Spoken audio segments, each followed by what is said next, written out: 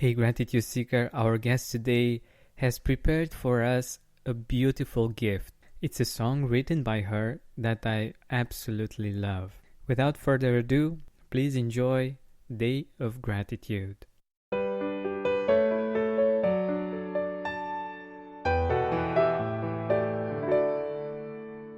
I woke up today and I gazed at the sky.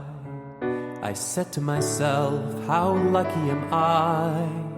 The warmth of the sun, the cool mountain breeze, the ocean blue and the emerald trees. I wanted to find the words to express the measure of my gratitude.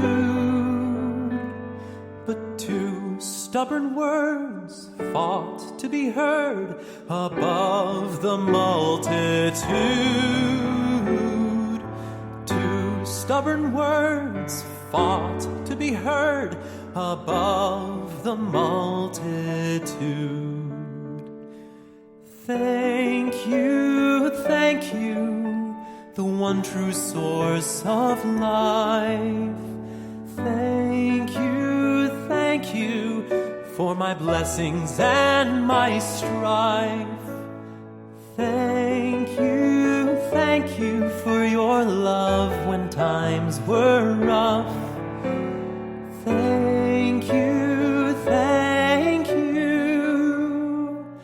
I could never thank you enough.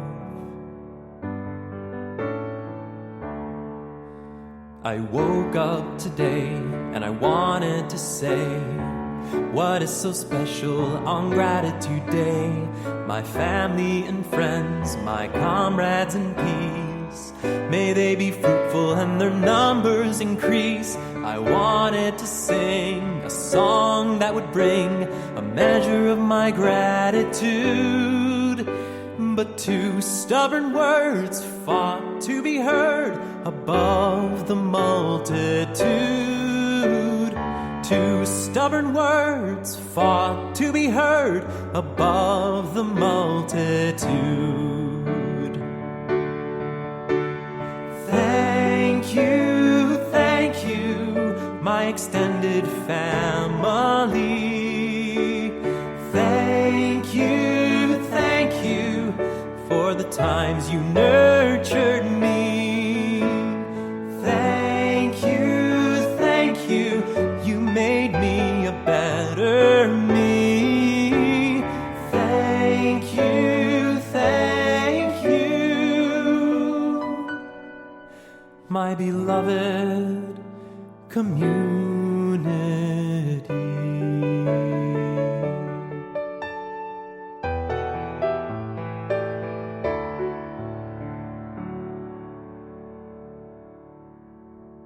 Hi, Gratitude Seeker. Welcome to a new episode of the Gratitude Podcast. Today with us, we have Ruth Broyde Sharone.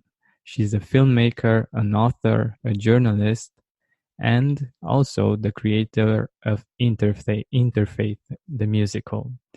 She's been working internationally in interfaith for more than 30 years now. Before it was cool, before it was something that people would do. And she's one of the pioneers in the field. And I'm really happy to have her here today with us because one of the things that I love about gratitude is that it connects faiths. It connects people from different religions, from different spiritual practices. And I'm really happy to be able to speak about this with someone with so much experience in the field. So, Ruth, welcome to the Gratitude Podcast. Thank you. Just delightful to be with you. My pleasure. So, let us know a little bit more about your work, what you've been doing in this area of interfaith relations. Well, people always ask me, how did it all start? And I would say that my wake-up call actually began when I was at university. And at the end of my first year, I was living on campus only the latter part of the year because I lived close enough to commute, but in the wintertime when a lot of students dropped out, I had an opportunity to live on campus. And then we were participated in a lottery, and we all drew numbers, and the person who would draw the lowest number would have opportunity to choose first housing. And I had already decided with 3 other young women, 2 were Catholic, 1 was Protestant, and I'm Jewish. We decided we would all live together the following year. And lo and behold, I drew the number 2, which would mean I would be the second person allowed to choose housing. And this is in Chicago, I'm talking about, in Illinois. And the other girls were told by my house mother that they should find another roommate, that I wouldn't be able to live with them. And they didn't understand why, and I didn't understand why. And finally, I was told that I had to go speak to the director of housing. And at that meeting, when I was trying to understand why I was suddenly being asked to leave campus when I was an all-A student and I was active in school, and you would think they would be proud to have me on the campus, he suddenly said to me, "Well, why don't you talk to your rabbi?" And I was so stunned. I said, "Well, why would I talk to my rabbi?" And he said, "Well, for dietary reasons and so forth, so that you could eat kosher meals." And it was one of these, unforgettable moments when I said to myself, the director of admissions of the university is worried if I can eat a kosher meal or not. It just did not make sense to me. And I realized this is anti-Semitism. I'm being denied housing because I'm Jewish. And that's the way, I left his office, and the world had changed for me that day. It was really a very strident and upsetting wake-up call. And the first thing I did immediately was to join the Human Relations Committee on the campus, which was trying to help African students get local housing because local residents weren't eager to let them live there. They didn't like their cooking smells. They had all kinds of reasons why they didn't want them to live there. And so, I was trying to do something to help another group of people, but at the same time, I was keenly aware of the fact that in the world that I thought was friendly, there was hostility to people like me simply because I was Jewish. And it was shocking. It was shocking. And so I would say that's really when I started to understand, excuse me, how the world goes, how the world spins. Mm-hmm. And so when I graduated with a degree in journalism and especially in Latin American politics. And I set out on a journey of a year and a half, and I traveled during 18 months. I was in 19 countries and 54 cities in Latin America. Wow. And I lived mostly with families while I was there. I wrote articles for a local newspaper, and it was my first real understanding of how, the rest of the world lives. And I had a chance to be up close and personal because I wasn't living in hotels, I was living with families, to see family dynamics and see how people behave and their culture, their customs, their rituals. And I fell in love with the continent, and I spoke fluent Spanish by the time I returned. And then I had the awkward situation of coming back speaking English with a Spanish accent and having everybody think I wasn't from where I really was born, but thinking I was a foreigner, and starting to feel like a foreigner in my own country. It was really a fascinating time when you talk about the questions we asked ourselves, like, who are we really? What's our identity? Where are we home? What's our language? How do we communicate? What if people think we are someone that we're not? What if we want to be someone we're not? And sometimes when you're traveling and you're on your own, you actually have a chance to experiment and pretend to be someone you're not, and who would know the difference? Yeah. And so I pretended I was Chilean from Chile. And I got into big trouble. Anyway, and from there, later, I came back to the United States. I worked for the Associated Press, writing news summaries. I was very disenchanted with colleagues I met, how limited they were, how ignorant they were about the world and politics. And then I took off for Europe, and I lived there for a while. And then I went to Israel and lived in Israel for almost 10 years. And I started to work there for the documentary department of the New Israel Television. And that's where I got a lot of my early experience. And then I was thrown headlong into one of the biggest, most intractable conflicts in the world there. And trying to figure out why it is that we couldn't live in peace with our Palestinian neighbors. And so it's something that's always been at the back of my mind and in my heart, of wanting to find a solution to the Middle East crisis, because I feel that we actually are not even cousins there, we're brothers and sisters. So, but I would say my activism as an interfaith activist began while I was making a film about Passover in the 90s. And I decided to invite people who were not Jewish to a Passover Seder, which is a big festival we have every spring. It usually coincides with Easter. And actually, it's believed that the Last Supper was actually Jesus and his disciples having a Passover Seder together. So there's a direct connection there. And anyway, I invited 85 people to the Seder, and people told personal stories. There were music and arts and crafts for the children. And I saw that people who were not Jewish were really resonating with the theme of freedom, of universal liberation from servitude, from slavery. And then it occurred to me, well, we don't all pray to God the same way. Some of us don't even believe in God, but there's one thing we can all agree on the importance of freedom. And so I thought, what a great theme to use to bring people from different backgrounds and communities together.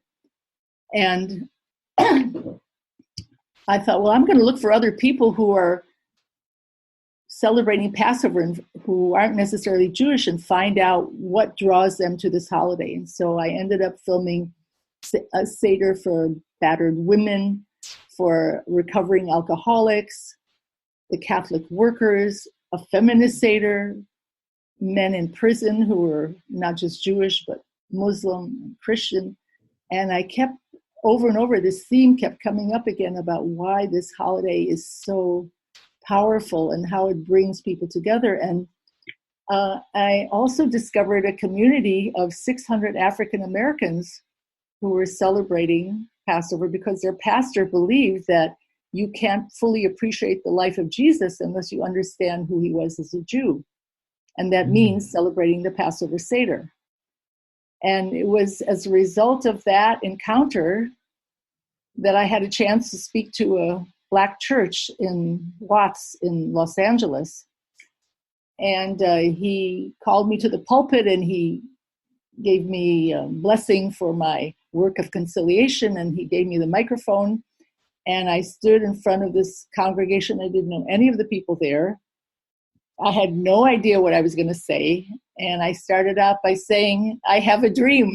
And immediately the entire congregation got so excited. They said, tell it, sister, tell it, And I talked about the possibility of one day in the future that we would all be sitting around the table of humanity together, and we would be appreciating how important freedom is for all of us, and that there would be a point in time when there would be technology available. And at the time, it wasn't quite there. It was almost there. This was in the early 90s, right?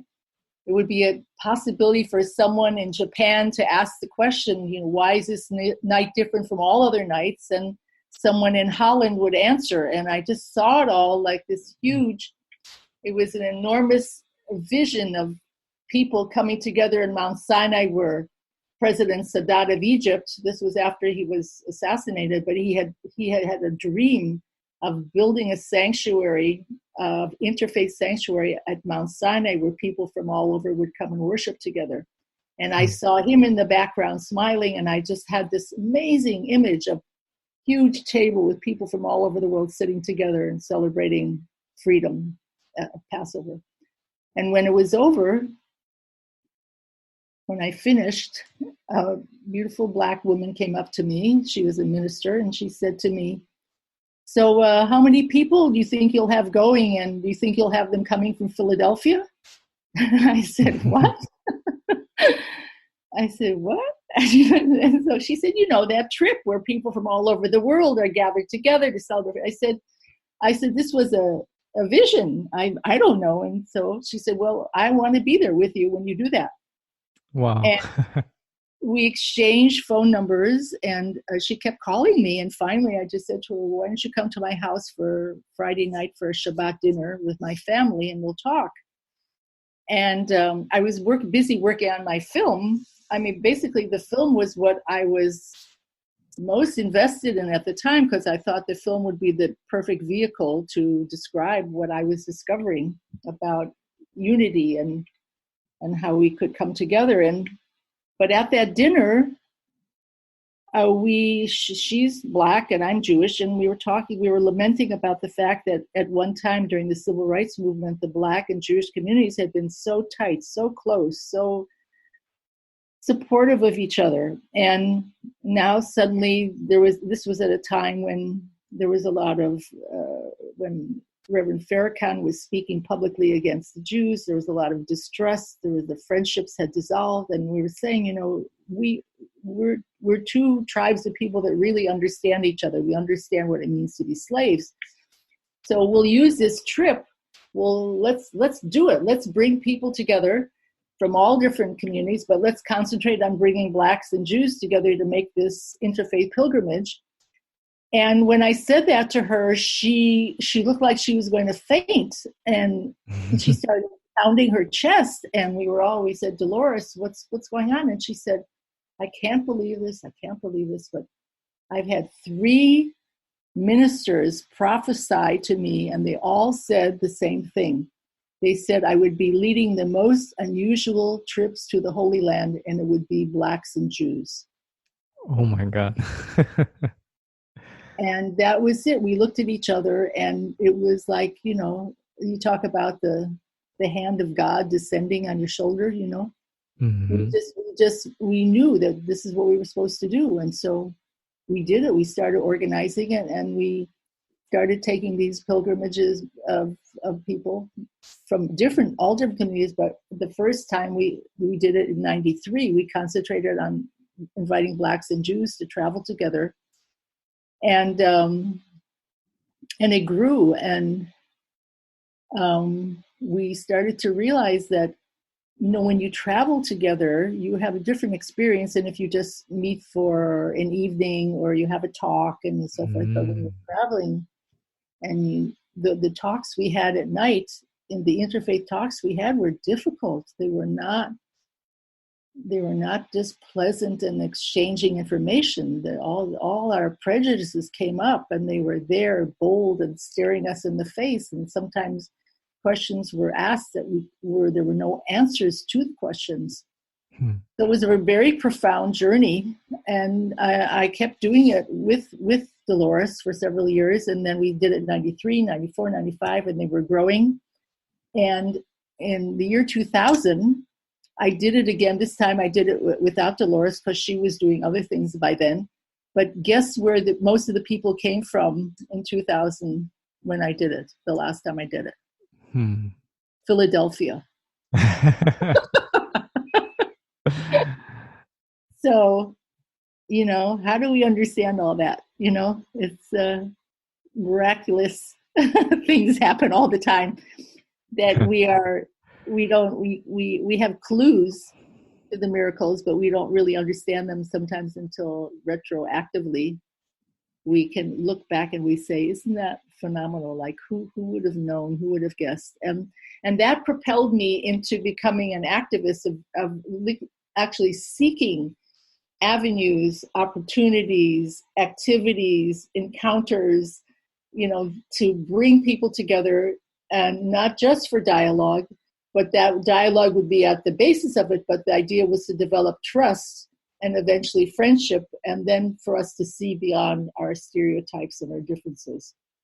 So that's what I've been involved in for 30 years. I helped to found, excuse me, I helped to found the Southern California Parliament of the World's Religions in Los Angeles in 2007. A group of us started it, and then for 10 years I was served as co-chair, and we put together really, fascinating activities and encounters. We initiated an event called Seeds of Peace, in which we invited all local communities that teach meditation and contemplation to come and share their practices with the wider community. So we had 16 different meditating communities coming together.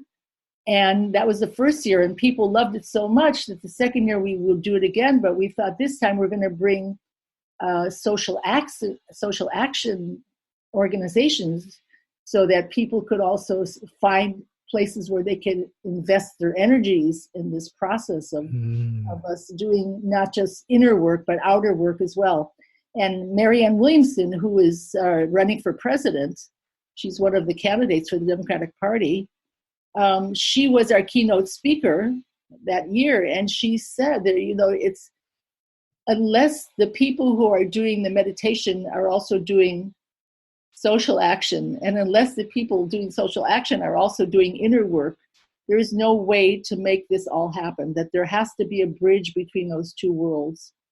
And of course, now that she's running for president office and she's speaking about the spiritual side of politics, of using love as a motivating factor for running a government in the world.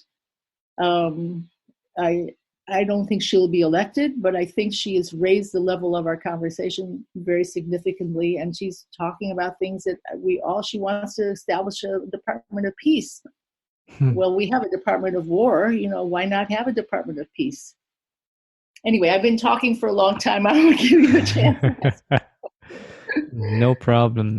I'm very fascinated about what you are saying, and just envisioning a world in which you would have a Department of Peace and would put love as a main driver for being in power is something quite beautiful to think about. Mm-hmm. And like I was saying in the beginning, for me at least, what I've seen studying different faiths is that love and gratitude are, if you look for it, are present in all faiths that have a positive perspective. Absolutely. Actually, I want to share a funny story about that but I don't mean to interrupt you. So yeah, please do. The only thing that I wanted to add to this is that I think these kinds of truths that are beyond the different ways in which we pray or the different names we have for God, or the universe. I think these are so powerful and these are so important in creating bridges between people. But let us know. Well, so first I'll tell you an interfaith joke, which I thought I made it up, but then I heard someone else tell it. So I thought, well, maybe I didn't make it up. But it just exists there in the cosmos, and I just brought it down, Yeah. So anyway, so here's the way it goes. So all the ascended masters of all the different religions of the world are invited to come to a very special conference in one place. And they rent an enormous hotel with an enormous ballroom because there are so many ascended masters. And they want to make sure that everyone is present. And so finally, in the grand ballroom, all the ascended masters are there, and they sit down and they look at each other. And do you know what they say? Nothing. They say, uh-huh. That's all. There was nothing else to say. They all got it, right? Yeah. That's a good one. That's exactly what you just said. At that level, language is not even necessary because people get it. Yeah, exactly. And I like my perspective comes from my own experience in my family. I'm an Orthodox.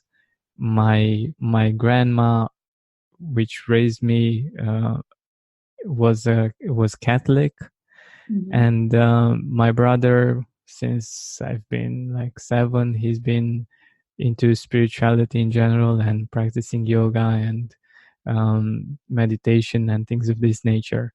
And I always had this perspective, like in my own family, we had different views from some points of view, and I think that led me to look for the common truths, the things that we all share, Mm-hmm. beyond the fact that or most religions think that their religion is the best and it's the way to go.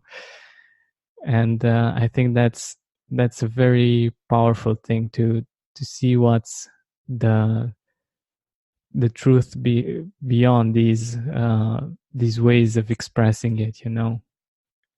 Well, I think it's just like it's shocking for a child when he individuates from his mother. You know, Mm-hmm. he thinks his mother is part of himself until he reaches a certain age.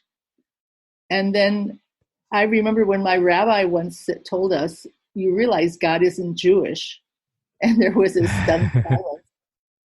And because God is bigger than, greater than, above, beyond, than any to be limited to one way of thought, one religion, one word. And as a matter of fact, in Hebrew there are so many different names for God, but the real name of God is not even pronounced. And so instead of using that name of God, we just say in Hebrew Hashem, which means the name. The name represents, the name takes the place of saying, because if you actually put a name to God totally, you would be limiting God just by using the word. That's so interesting. I've been also studying the Hindu religion, and it's so interesting that they have many gods, and actually, so that they can put a word to all of the facets of God, they had many gods that manifested or are manifesting different parts of God. And I think that's an interesting way, like a different way of doing kind of the same thing that the Jews are doing. And and Muslims do also, because they have 99 names for God in Islam, and they're all different aspects of God. But here, you brought us something really important that I do want to intercede for a moment, because most people have a mistaken notion about Hinduism. They think it's worship of different deities or idols. And the truth is that Hinduism is also a monotheistic religion, like the Abrahamic religions. Krishna is the equivalent of, we would say for Allah or for Hashem or Jehovah. But what happened is, because the different manifestations or emanations or aspects of God's character have been delineated, as you mentioned earlier, some people started worshiping the aspect of God rather than God. And so as a result of it, many people in the world think that Hindus are idol worshippers. But the truth is that the true essence of Hinduism is about the oneness and not about Ganesh as a separate god, or Durga, or all the or Kali or whatever. Those are just different aspects of God. So I think many people are shocked to know, including colleagues and friends of mine who've been involved in interfaith for a long time. Recently, I had to set someone straight about that, about what Hinduism was. She had no idea, and then she wrote me a letter thanking me that I had pointed it out to her, because we really don't know that much about each other's religions. We only know certain aspects. And when National Geographic goes to the countries where Hinduism is celebrated, so they concentrate on showing you the god Ganesh with garlands around him being bathed in milk, as if Ganesha was the true god, and it's not so. So we are all victims of of a kind of commercialization which robs the religions of their true essence in many cases. And so it's our job now, as good students and people who are interested in really coming to the center of what this is all about, and that you mentioned, of finding that place where we don't have to be separate, even though we are. Well, there's another song that I wrote that I haven't shared with you yet. It's called Say Hello to Diversity. And the chorus says, we are different, we are varied, like the flowers of the field. We are diverse, like the universe. Our true nature is concealed. We are separate, but connected, like the planets up above. We are finite and eternal. We are quantum. We are love. And I think that, holding that thought about our infinity and our finiteness at the same time, about being separate and connected, that is one of the most difficult concepts for people to grasp and embrace because of ego, you know? Yeah. But we don't want, if we lose our ego, we're afraid we'll lose ourselves. That's so true, and it's such a beautiful perspective and some beautiful words. But speaking of songs, how did the gratitude song come about? It was for the very reason that you mentioned earlier about the faiths coming together on a day where we could all talk about what we are grateful for and give thanks. And we didn't want to do it on Thanksgiving. We wanted to do it as a separate day close to the time of Thanksgiving, but that it would be an interfaith day of gratitude, so that each of the faiths could come forward and share from their own tradition about how they show thanks. And so I decided I had to write a song about it. So I woke up and I went outside, and that's how the song came out. I woke up today and I looked at the sky. I said to myself, how lucky am I? That's so beautiful. And it's one of the things that I'm doing on the podcast as well. Like I am bringing people from all kinds of faiths to share how they express their gratitude, what their faith teaches them about gratitude. Because by hearing all of these stories, you get to understand that there's something in common that we all have. And like I said, for me, what I've come to understand is that love and gratitude are common, and even though they might be hidden in fear or in conflict or in different things, I still think that they are there. Absolutely. And you said about fear and conflict. I was listening to a radio show the other day. A Syrian woman was being interviewed. She formed an organization for women in Syria, for them to step forward and to take leading roles in helping the community restore itself after all the dreadful things that have happened in Syria, both in terms of the government, in terms of the refugee problem, and women are taking it on themselves now to come together, and they don't care about whether the men say they're supposed to stay at home or not. They're saying, sorry, there's work here to do, and we're going to do it. And so the interviewer said to the woman, well, what is it that you want? And she said, what we want is we want safe homes to raise our children, to feed them, send them to school, to be educated, to live a good life, to appreciate each other. And you can just take that, George, and just, you could just stamp it, and put it on every country of every around the world, and it would be the same thing that, Yeah. especially women would say, mothers would say, and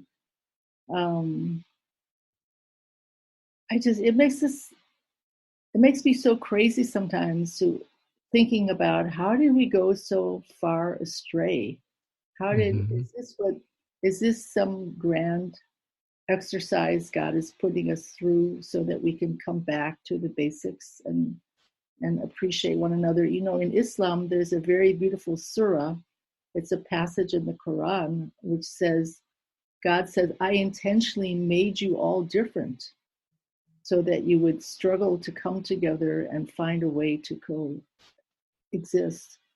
So that God actually designed according to the Quran. And I think it's also be true, I would say, of the Tanakh, and especially, and also in the New Testament, that part of our history of war and so forth is a way of making so significant, because when it's matters of life and death is when we start to pay attention about what does really God want for us. And in the Tanakh, in the Jewish Bible, God says, you are all my children.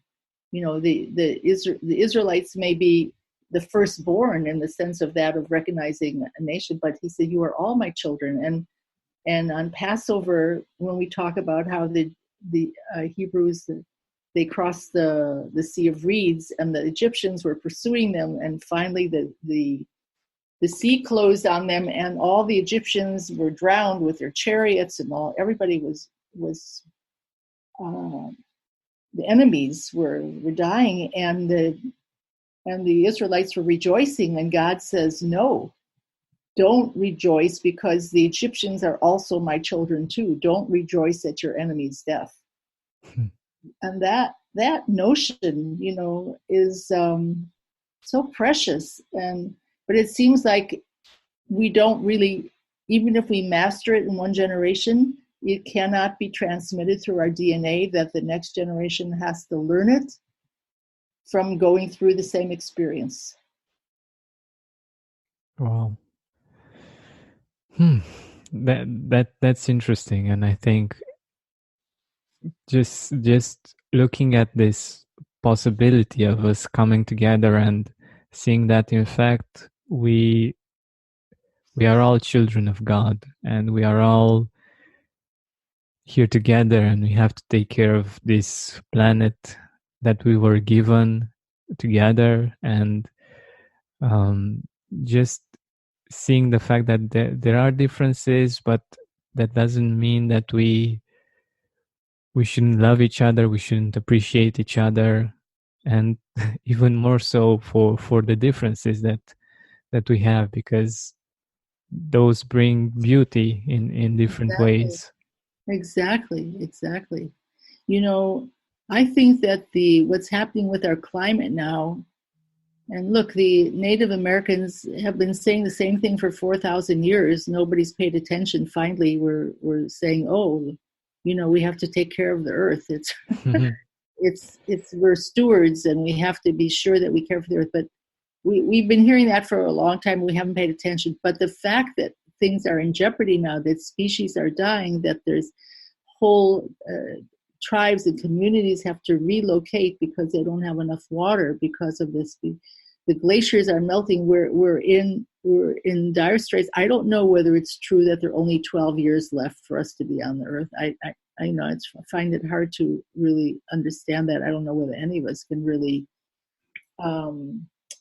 comprehend that. But the fact that there is a common challenge now is what's also bringing the interfaith communities together in a very significant way. And that is what we have been using a lot in our work together. We say, okay, we have different beliefs, and we're working with atheist groups too, less people who are listening to this podcast who think this is only about those who believe in God and that they're excluded. No, everybody is part of this, because this is a common challenge that we all share.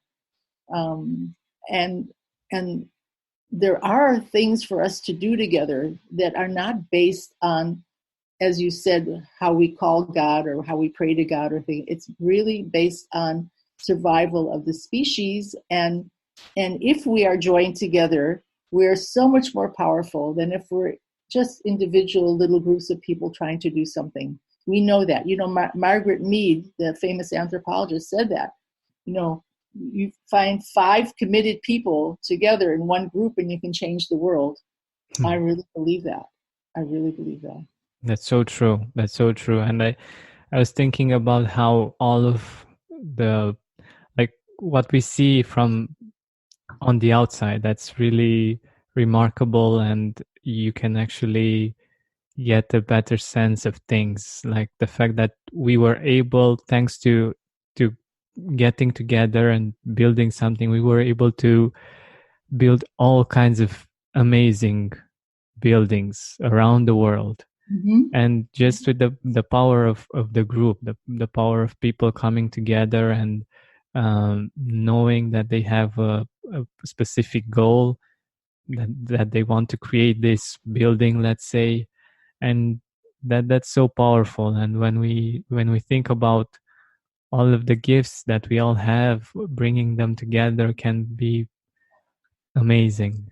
And yeah, I totally believe that also about atheists. That's why I'm mentioning the universe, because even though you might not believe in God or a creator, the universe, it exists, and it somehow got to exist. So that's why I'm mentioning this part as well. And I think that one way or another we're here, we exist somehow. So this fact can bring us together. Yeah, I wanted to bring up the atheist community again because I've started dialoguing with them a few years ago.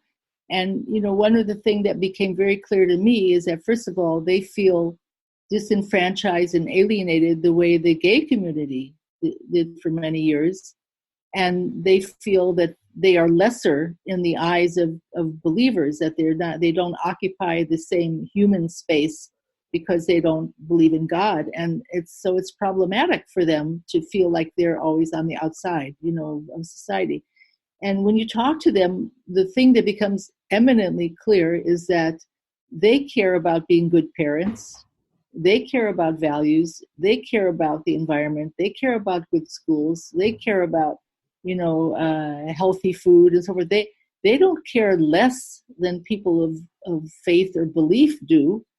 They just have a different approach to it. They like scientific inquiry. That's their main. I actually wrote a song about that too, where it says, you talk about dawnings and awakenings, but baby, show me the math. Like they want the math, and since that's their orientation, and so much of what we've achieved technologically is based on math and science and proof and things like that, repeatable experiments. I mean, we have to find a way to have everybody seated at the table, and but what's important is that people of goodwill are seated at the table. If people want to harm each other, we're not inviting them to come to the table. We're inviting people of goodwill to sit together. And if people are not of goodwill, then we have to figure out how to talk to them in such a way that they would be willing to sit with everybody, not at everybody else's expense, but to be included. And I think we've seen that happen so often, that bullies and people who are angry at other people are usually people who have been hurt. Mm-hmm. And so the same thing is true from a family micro level to macro level, that countries also behave that way when they feel left out, when they feel neglected, when they feel less than, they'll act out. And so these are basic interactive human values that if we can recognize that instead of condemning people to the fringes if they don't behave exactly the way we want. If we can and there are a lot of methods today, including I'm trying to think of the name of there are different modalities now of compassionate listening and techniques to use when you're getting together with someone, so you can find out what their needs are and find out what it is they wish, so that you can address their needs and wishes and that thereby solve the problem of animosity and hatred, because usually in most cases needs are not being met. I even heard the Boko Haram, the ones who were responsible for kidnapping girls and using them as sex slaves, and in Africa and so forth, that many of them got involved in that because their local places, their tribes and so forth, they didn't have enough water, and so they started doing these things as a way of gaining power so they could assure the survival of their community. There's always more under the surface than we're aware of when we hear about people and what they're doing in the world. There's always more to the story. Yeah, and unless we see what's behind, right, we cannot actually solve the problem. And like you said, who would think that the possible solution for human trafficking in Africa could be water? right. Like it wouldn't be like the first thing that comes to mind. And yeah, that's very interesting. I went to a conference about 4 years ago in New York. It was called Religions for the Earth. And one of the participants, who was a Sikh gentleman, Sikh, that's a Sikh, some people call them Sikhs, but they call themselves Sikh, Sikh. One of the gentlemen in the audience stood up and he said, he held up his hand, and on each finger he went, refugee problem, trafficking, immigration, climate. He said, you see how we think all these are separate items, separate topics, separate challenges. He said, but you see how they're all connected at the wrist, all the fingers. He said, this is not just one thing that we have to work on. We have to be working on all these things together because they're all interrelated. And I had never thought about that before. You know how some people have a favorite cause that they're lining up for.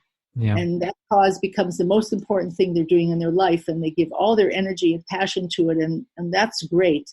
But I think it's also good to take a moment and to step back and to see the interrelatedness of all these different problems. They all come from a much larger problem of how we treat each other, about resources, how they're distributed around the world, about scarcity, about greed, about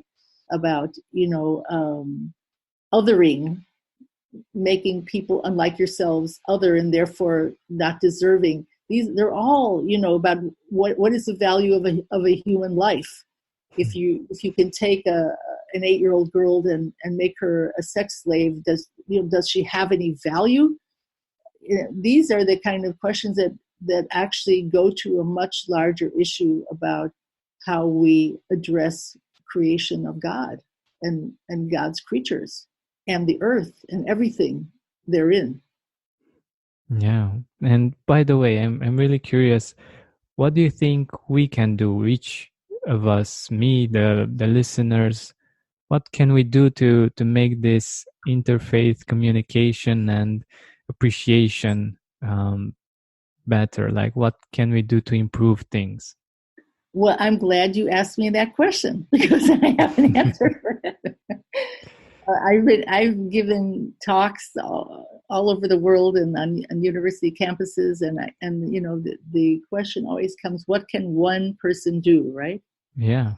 And so I'm going to explain a physical law, which is also a spiritual law, and I think your listeners will get it. I'll explain it graphically, so that you can imagine what I'm talking about. Okay, so. Yep. Ask everybody who is listening to raise your little finger of your right hand. Just raise it a couple of centimeters, maybe an inch or two. Mm-hmm. Raise it up. And what just happened when you did that is that you caused all the molecules, think of them as bubbles, all the molecules in the rest of the world around your little finger to move by just raising your little finger a centimeter. And then usually I have someone in the audience who is a scientist or a physicist, and I say, is that true? Are there any scientists here? And they all say, yes, that's exactly true. We know that by just the smallest, tiniest movement, molecular movement, you can actually affect the entire fabric of the universe, right? Yeah. And so that's not just a physical principle, that's a spiritual principle, which means then that the smallest act, one small, profound act that you do in your life, in your family, in your community, actually affects the entire world. So when I ask people to think about what it is they can do when they go home that day, when they leave the auditorium after they've heard me speak, what is the one small, profound act they could do that could affect the rest of the world? And then I asked them to share with me what came up for them. Well, in one case, a man stood up and he said that there were 14 children in his family. 7 of them were Christian and 7 had converted to Islam. And they didn't talk to each other, the Muslims and the Christians in their own family. And he felt so bad about that. He said, I am going to go home and I'm going to make peace with my brothers and sisters. So if you can imagine just that, his doing that, how many lives would be affected? Not just the lives of his immediate family, but of their children, of their children's children. For generations. For generations, right. And it's the same thing with taking care of the earth. You say, oh, what's this business about turning off the water, when you're brushing your teeth? Like how much difference is it going to make? Well, if you multiply that by the number of people who are now doing that, the number of people who are now recycling. I remember when we didn't have special waste containers for bottles and for plastic and so forth. We do now, and we're teaching our children to do that automatically when they're growing up. So all those things together compounded. It's like compound interest, when you put money in the bank. All those things together make a difference. So we don't have to think about starting an entire movement, about organizing an interfaith event for 5,000 people, about, getting 7 communities together. We don't have to think on that scale. Listen, after you've been doing this work for a while, you do think on that scale. And I helped to organize an interfaith event at the embassies of Morocco and of Bangladesh in Washington, D.C., because I was intent on making a difference. And so I was playing it big, as big as I could, to reach those people.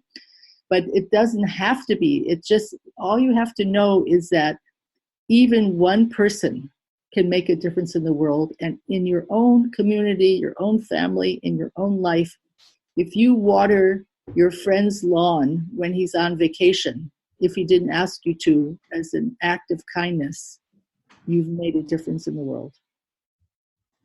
Yeah, that's very true. And we don't think about these simple things, but they really have a big impact.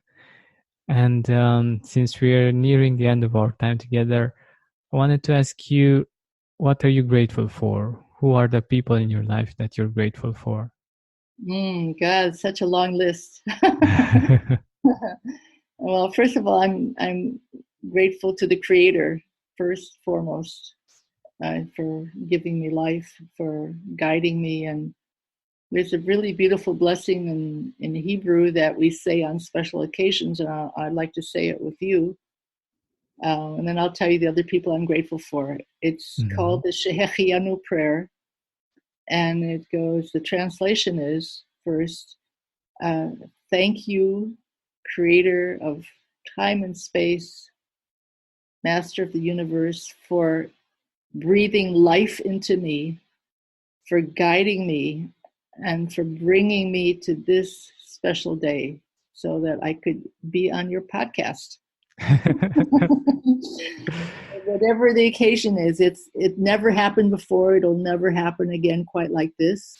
And the people who will be listening the first time will be a unique group of people that by the second time it's heard, it'll be a different group of people. So it's to mark the specialness of a moment, uniqueness of time. So it's in Hebrew, it's Baruch Atah Adonai Eloheinu melech haolam shehechianu v'kiyamanu v'higianu lazman hazeh.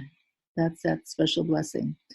And I'm grateful to my parents, my sister, my children, my friends, my teachers, my enemies.